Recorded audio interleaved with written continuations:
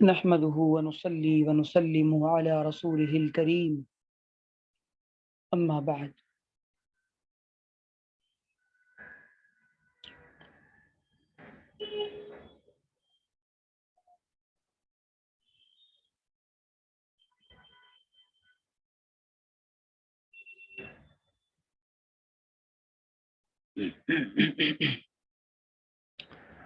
یہ رمضان المبارک کا تیسرا جمعہ ہے. اس کے بعد میرا خیال ہے کہ ایک اور جمعہ آئے گا اور پھر اس رمضان کے جو جمعے ہیں وہ ختم ہو جائیں گے اور یہ رمضان بھی ختم ہونے میں صرف اور صرف 8-9 دن باقی رہ گئے ہیں. عمل کا کرنا اچھی بات ہے. اللہ کی بڑی توفیق ہے کہ اللہ تعالیٰ اعمال کی توفیق عطا فرما دیں، لیکن عمل کی حفاظت اور عمل پر استقامت یہ بہت بڑی سعادت ہے. ان الذين قالوا ربنا الله ثم استقاموا تتنزل عليهم الملائكة ألا تخافوا ولا تحزنوا وأبشروا بالجنة التي كنتم توعدون. اللہ تعالیٰ ایسے بندوں کے بارے میں فرماتے ہیں کہ ہمارا پروردگار تو اللہ ہے. یہ کہنے کے بعد پھر وہ لوگ اس پر ثابت قدم ہو جاتے ہیں، جم جاتے ہیں، ڈگمگاتے نہیں. تو اللہ تعالیٰ یہ کہنے والوں پر کہ جو اللہ کو اپنا پروردگار مان کر اس پر جمتے ہیں، اللہ تعالیٰ ان لوگوں کو کے لیے فرشتے اتارتے ہیں اور ان کے ذریعے یہ کہا جاتا ہے اللہ تخافوا ولا تحزنوا وابشروا، کہ ڈرو نہیں، غم نہ کرو، اور تمہیں خوشخبری ہے، بشارت دی جاتی ہے اس جنت کی جس کا تم سے وعدہ کیا گیا تھا. معلوم یہ ہوا کہ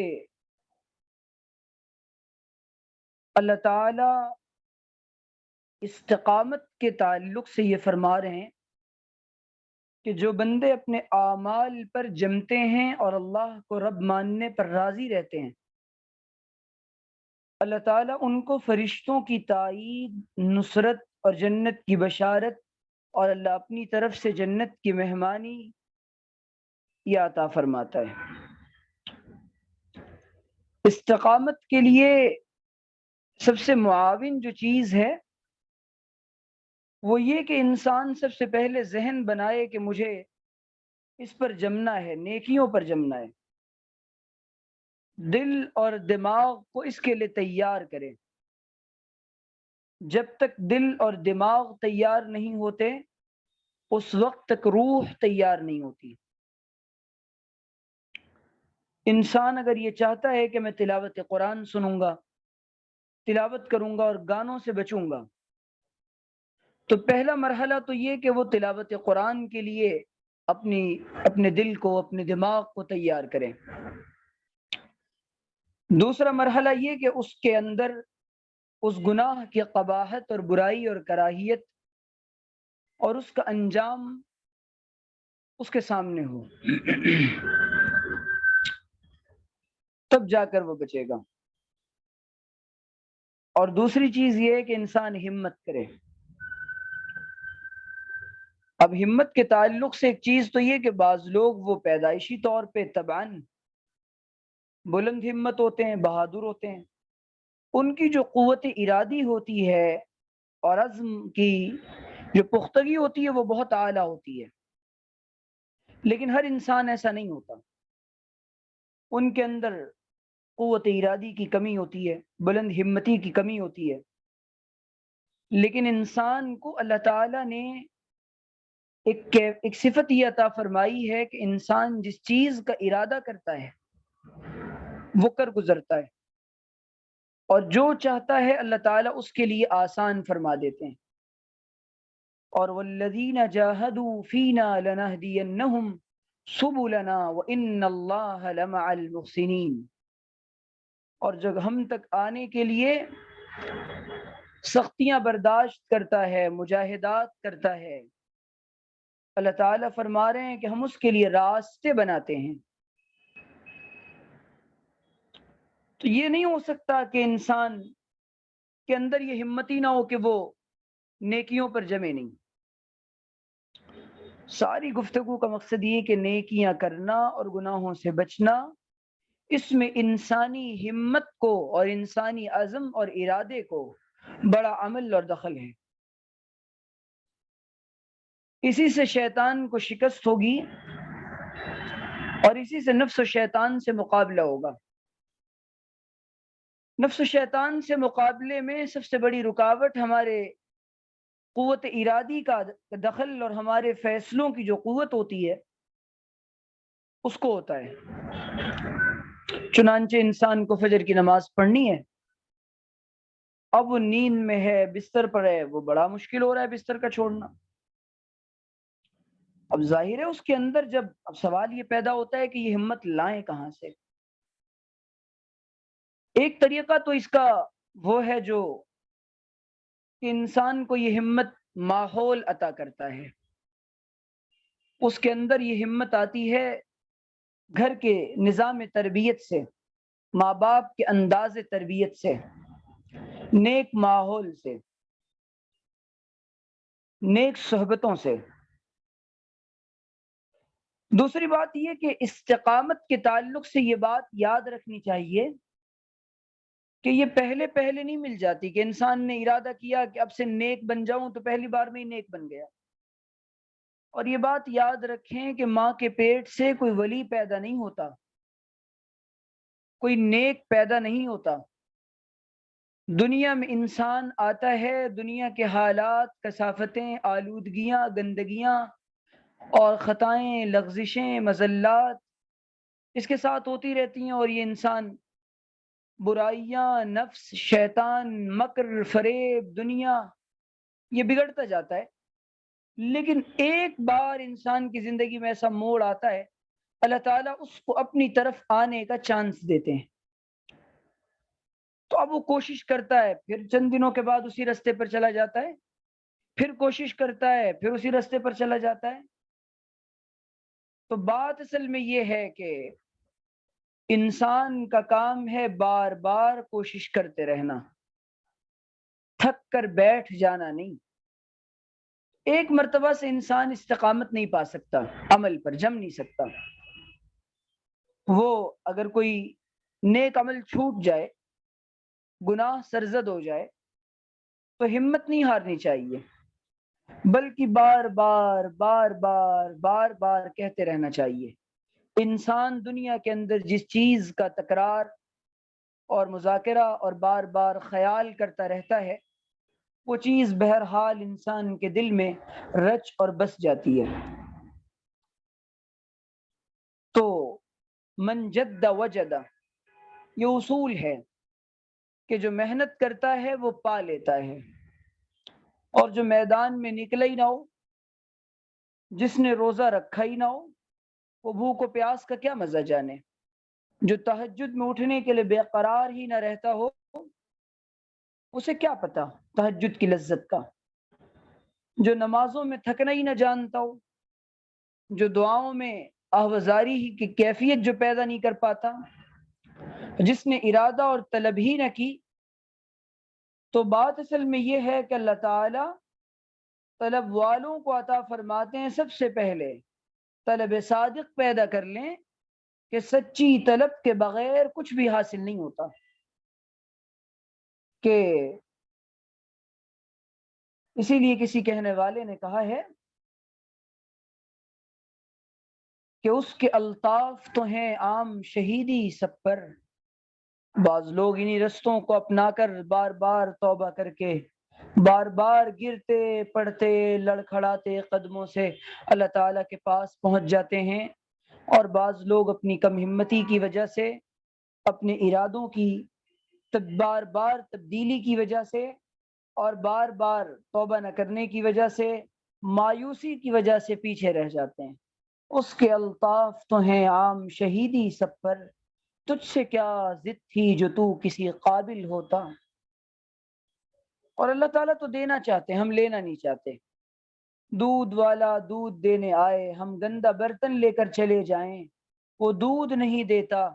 انسان اپنے دل کا گندا برتن اللہ کے سامنے رکھ دیتا ہے، اس کو صاف کیے بغیر توبہ کے آنسو سے دامن دل کو دھوتا نہیں، اشک ندامت بہاتا نہیں، اس کے بعد شکوہ کرتا ہے اللہ کی رحمت اور اللہ کی محبت میرے دل میں نہیں آ رہی۔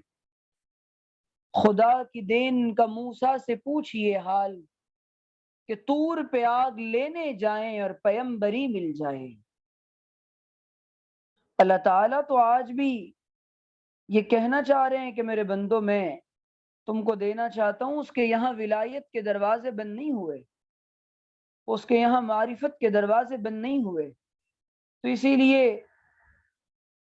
رہے 100 بار ناکام پھر بھی کوشش عاشق نہ چھوڑے۔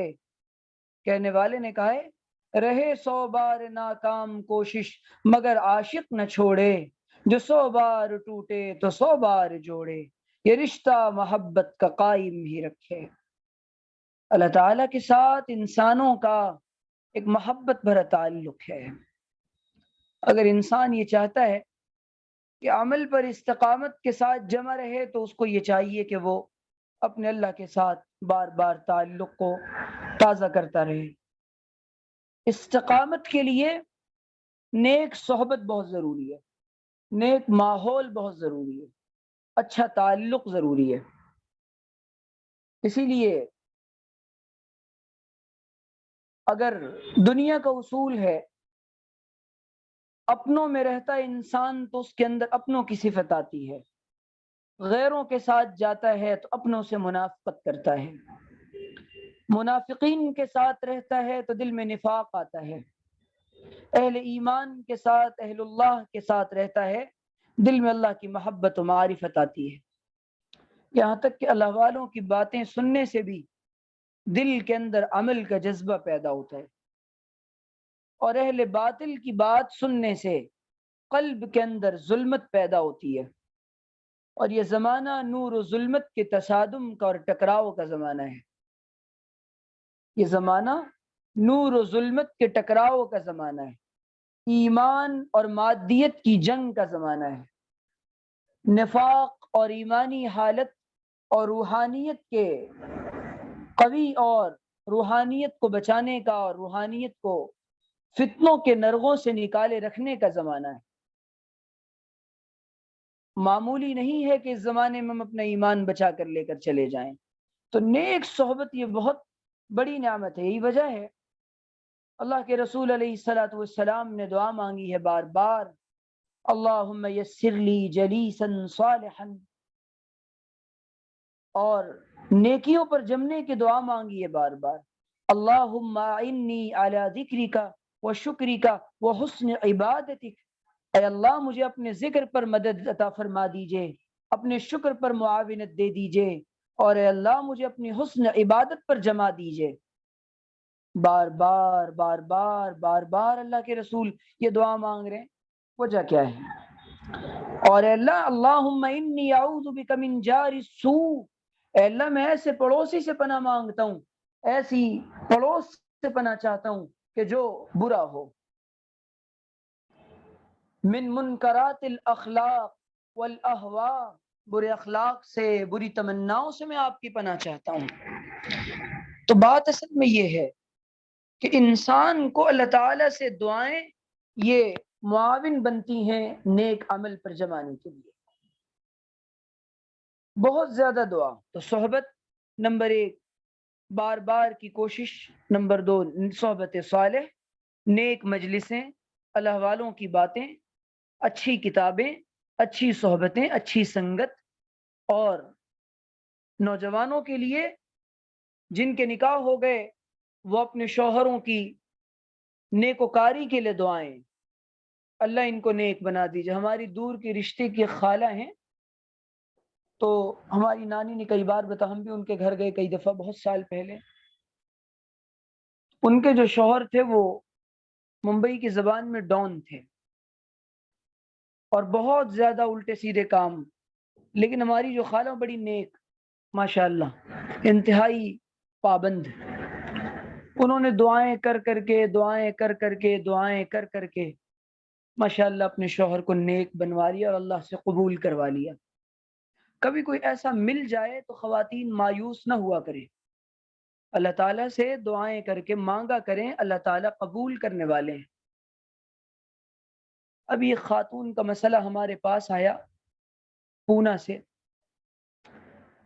ایک پڑھی لکھی دیندار لڑکی، اس کا رشتہ ایک غیر دیندار کے ساتھ ماں باپ نے زبردستی کروا دیا۔ پہلی بات تو ماں باپ نے غلطی کی، دوسری بات ماں باپ نے بڑا ظلم کیا، یہ نہیں ہونا چاہیے تھا۔ پوری زندگی اجیرن بنا دیتے ہیں ماں باپ۔ میرے پاس ایک خاتون کا انسٹاگرام پر میسیج آیا کہ میرے ماں باپ نے میرے مزاج کے خلاف نکاح کروایا بددین انسان سے، جس کے نتیجے میں 10 سال ہو گئے اور آج تک میں ہم آہنگی پیدا نہیں ہو سکی مزاج میں، اور میں اب تک راضی نہیں ہوں۔ دوسری بات تو اس خاتون نے بے دین آدمی سے نکاح ہو گیا، وہ بیچارہ کچھ بھی نہیں جانتا، مراٹھی میڈیم سے پڑھا ہوا، اب یہ دیندار خاتون بالآخر وہ ہمت ہار گئی اور لڑائیاں جھگڑے، اور جس کے نتیجے میں طلاق ہو گئی اور 2 چھوٹی بچیاں ہیں۔ تو ماں باپ اپنی بچیوں کے لیے خود ظالم بن جاتے ہیں بعض دفعہ۔ جب بچیوں کے مزاج میں دینداری ہے تو ان کو بے دینوں کے ہاتھوں نہیں باندھنا چاہیے۔ اور پھر بھی ہم بچیوں سے کہتے ہیں کہ دیکھو بڑی مشکل سے شادیاں ہو رہی ہیں، رشتے نہیں مل رہے بیٹیوں کو، ہزاروں کی تعداد میں، میرا تو درد ہے یہ، بیٹیاں بیٹھی ہوئی ہیں اپنے گھروں میں، ان کا کوئی پرسان حال نہیں۔ اب ماں باپ نے کر دیا تو اگر تھوڑی بہت کمیاں ہیں تو نبھا جاؤ، رہ جاؤ، دعائیں کرو اللہ سے، مناؤ اللہ کو، ان کی ہدایت کے لیے دعائیں کرو، جب تک چلا سکتی ہو چلاؤ، اپنے گھروں کو یوں ضائع نہ کرو۔ تو بہرحال یہ ایک فکر ہے۔ تو اگر اللہ تعالیٰ ایسا معاملہ، اسی لیے حدیث میں آتا ہے کہ اللہ تعالیٰ اس میاں بیوی سے بڑے خوش ہوتے ہیں اس شوہر پر رحم فرمائے جو تہجد میں اٹھے اور اٹھنے کے بعد اپنی بیوی پر وہ پانی کا چھڑکاؤ کرے، پانی کا چھڑکاؤ کرنے کے بعد اس کو اٹھائے کہ اللہ کی بندی تو بھی اٹھ جا۔ اللہ کو بڑا پیار آتا ہے، کیوں؟ یہ بھی نیک ہے اور یہ بھی نیک ہے، اور اللہ تعالیٰ سے اپنے لیے خوب دعائیں مانگا کریں۔ اگر اپنی عاقبت اور اپنی دنیا اور آخرت میں سکون چاہیے تو اس چیز کا بڑا عمل دخل ہے کہ اللہ ہمیں ایسی صحبتیں اور ایسا ساتھ نصیب فرما دیجئے۔ چنانچہ دعاؤں کا بڑا عمل دخل ہے استقامت میں، اے اللہ ہمیں جما دیجئے۔ اور پھر عمل، اللہ کے رسول نے فرمایا اللہ کو عمل وہ پسند ہے کہ جو عمل مختصر ہو، قلیل ہو، لیکن پابندی کے ساتھ، احب الاعمال الی اللہ ادومها وان قل، فرمایا کہ اللہ کے نزدیک پسندیدہ عمل وہ ہے کہ جو مستقل کیا جائے، گرچہ تھوڑا ہو لیکن پابندی کے ساتھ ہو، پابندی کے ساتھ۔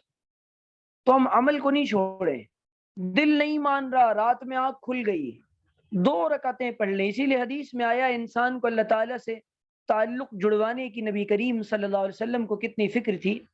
آپ نے فرمایا کہ کسی انسان کی آنکھ رات کے وقت کھل جائے، اب آنکھ کھلی ہے تو کچھ نہ کچھ تو کرے گا، پانی پیے گا، واش روم جائے گا، 2-4 منٹ جاگے گا، موبائل چلائے گا، واٹس ایپ دیکھے گا۔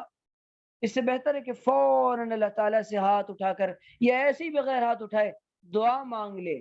اللہ تعالیٰ اپنے بندے کو جگاتے ہیں کہ یہ قبولیت دعا کا موقع ہے اور اس وقت اللہ تعالیٰ سے مانگ لیا جائے۔